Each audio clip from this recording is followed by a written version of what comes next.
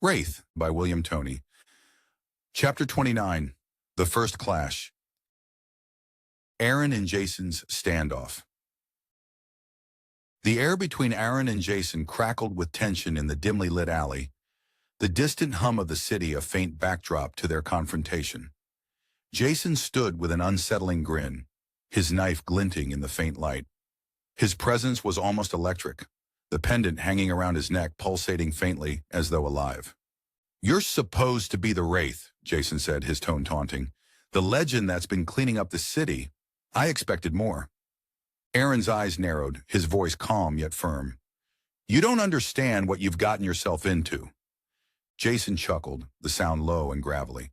"Oh, I understand just fine. You think you're some kind of savior, but you don't end them. You allow them to commit more atrocities. You let them crawl back into the shadows only to hunt the weak again. You are weak. I'm what you should have been." Aaron took a step forward, his shadow flickering unnaturally in the alley's dim light.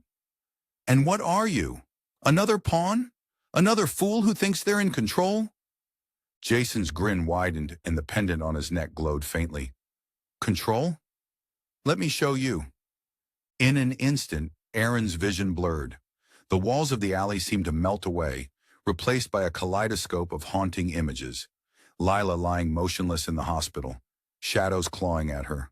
The faces of the men he'd confronted, twisted in agony, screaming accusations of hypocrisy. A cacophony of voices filled his ears, each one louder and more damning than the last. "You think you're better than me?"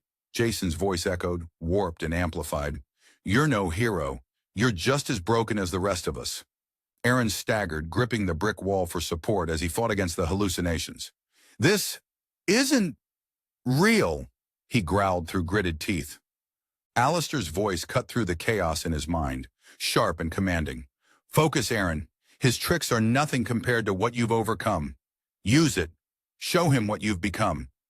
Aaron exhaled slowly, grounding himself in the cool weight of the shadows around him.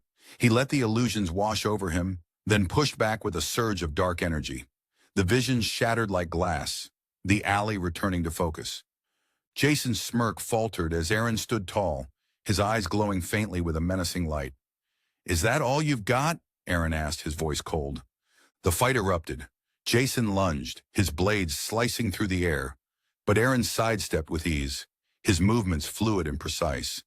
The shadows around Aaron writhed like living things, lashing out to block and disarm Jason's attacks.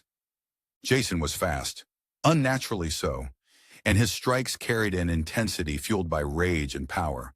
But Aaron was calculating, every movement deliberate. He used the environment to his advantage, manipulating the darkness to trip Jason, to trap him, to force him back. "You're a coward," Jason snarled, his voice tinged with frustration. "You hide behind your shadows." "And you're reckless," Aaron shot back, his voice unwavering. "That pendant doesn't make you invincible." Their fight reached a crescendo as Jason unleashed another wave of mind-altering energy. But this time, Aaron countered with a surge of shadows breaking his line of sight, extinguishing Jason's control. Jason stumbled back, his confidence cracking. "I'm not finished," Jason hissed, clutching the pendant. "Not by a long shot." Before Aaron could respond, Jason turned and disappeared into the darkness, his retreat a mix of desperation and defiance. Aaron let him go, his chest heaving with exertion. Allistor's voice was a low rumble in his mind. "He'll be back, and next time, he won't run." Lilah's revelation. Elsewhere, Lilah stood at the mouth of another alley, her breath visible in the cool night air. The silver bracelet on her wrist seemed to pulse faintly, drawing her forward. She couldn't explain the pull, but she trusted it. The voice in her mind was calm and steady, a reassuring presence amid the chaos. "Follow," the voice urged, its tone gentle yet insistent. Lilah moved deeper into the shadows, her pulse quickening. The further she went, the stronger the pull became. She reached an empty courtyard, its cracked pavement overgrown with weeds. In the center stood an old rusted lamppost, its light flickering faintly. "Here," the voice whispered. Lilah hesitated, her gaze fixed on the lamppost. She felt a strange warmth spread through her chest, a sense of purpose she couldn't fully comprehend. "Touch the ground beneath it," the voice instructed. Kneeling, Lilah brushed aside the debris and dirt. Her fingers found something cold and smooth, a small circular emblem engraved with intricate patterns. As she lifted it, a surge of energy coursed through her, and the bracelet on her wrist glowed brighter. The entity's voice resonated in her mind, stronger now. This was my original crest. The egg was a cruel taunt.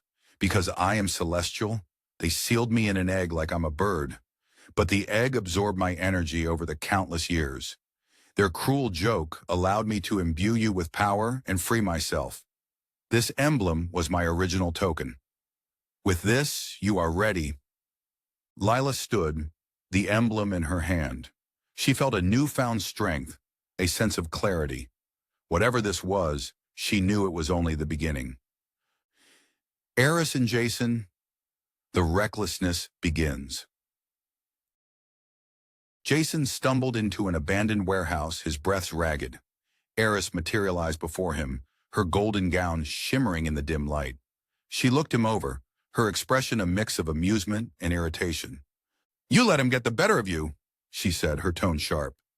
Jason scowled, clutching the pendant. "He's stronger than I thought, but I'll beat him." Eris stepped closer, her golden eyes piercing. "You have the power, Jason, but power without control is useless. You need to focus, to refine." Jason met her gaze, defiance in his eyes.